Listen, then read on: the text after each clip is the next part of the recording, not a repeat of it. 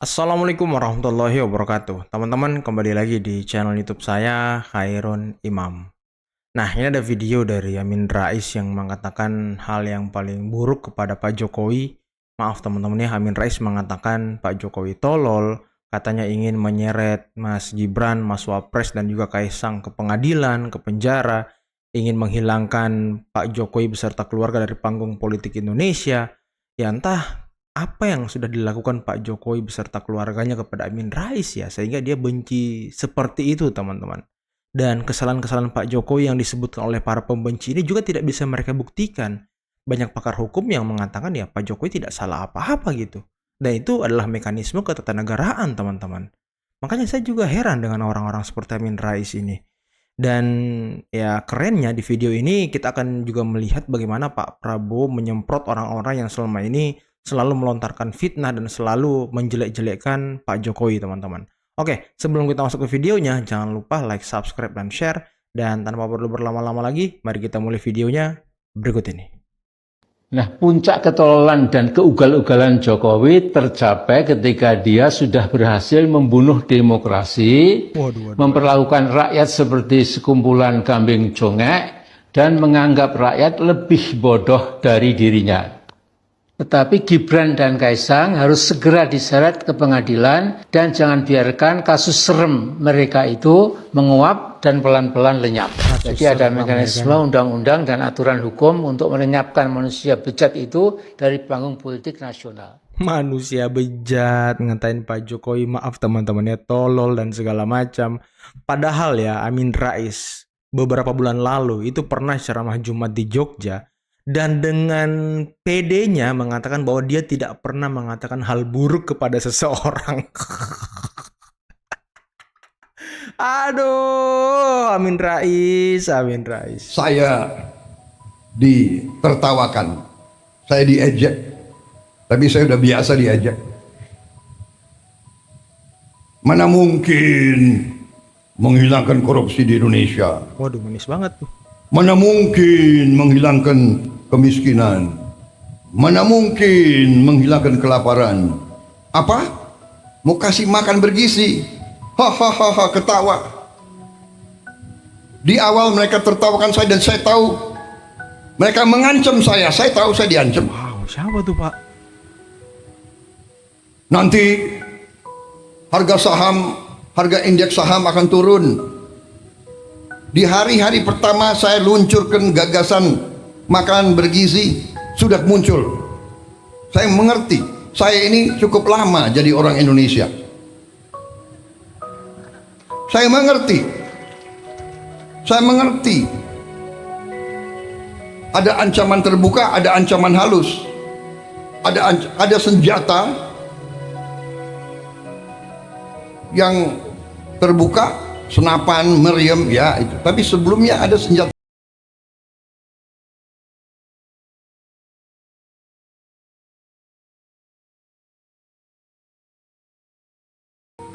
Nah itulah tuh tadi tuh kelompok-kelompoknya Amin Rais ya kan yang mungkin selalu melakukan hal itu teman.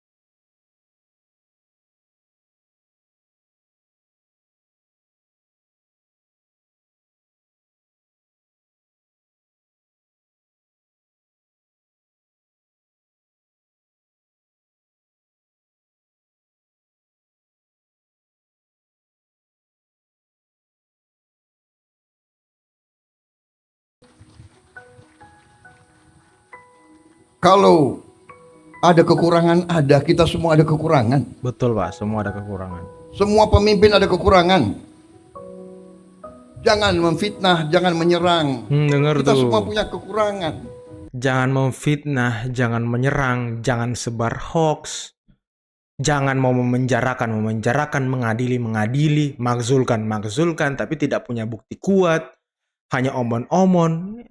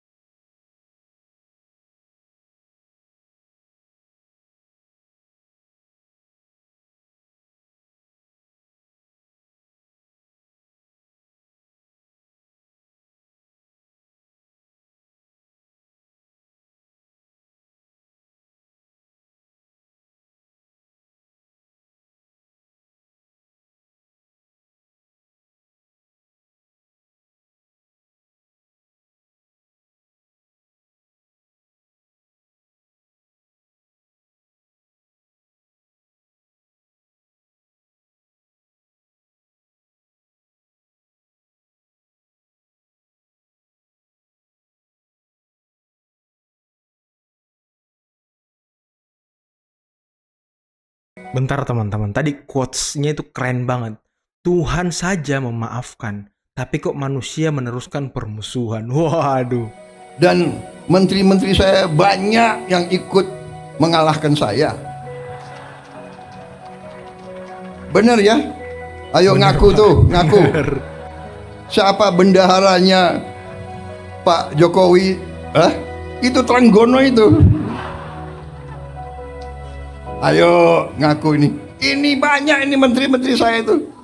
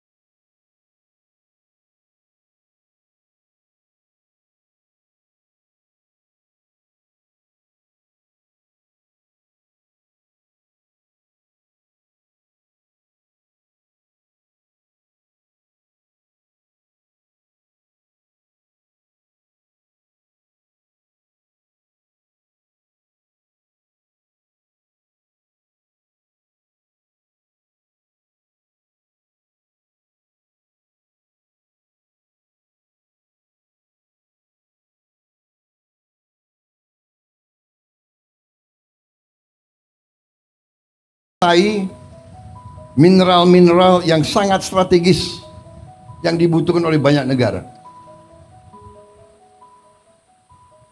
Karena itu beberapa rencana kita hilirisasi tidak berkenan di banyak negara. Tapi kita tidak ada pilihan.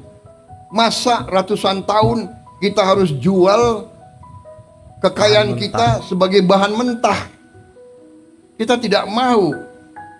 Nah, Indonesia juga pernah digugat teman-temannya sama Uni Eropa terkait gagasannya terkait hilirisasi, dan ya Pak Jokowi waktu itu ya fight gitu, tidak gentar, tetap teguh dengan tujuan hilirisasinya teman-teman.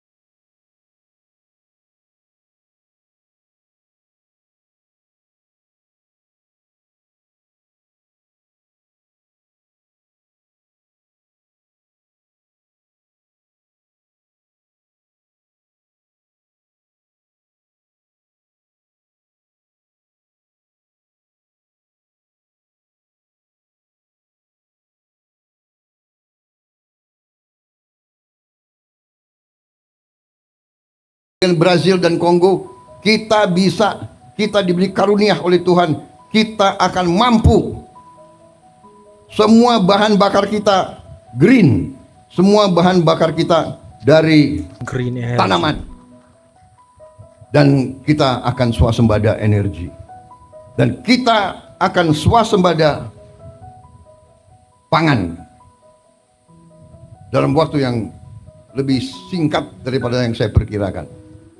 Saya beri target 4-5 tahun. Wow, Ternyata bisa lebih cepat. bisa lebih cepat.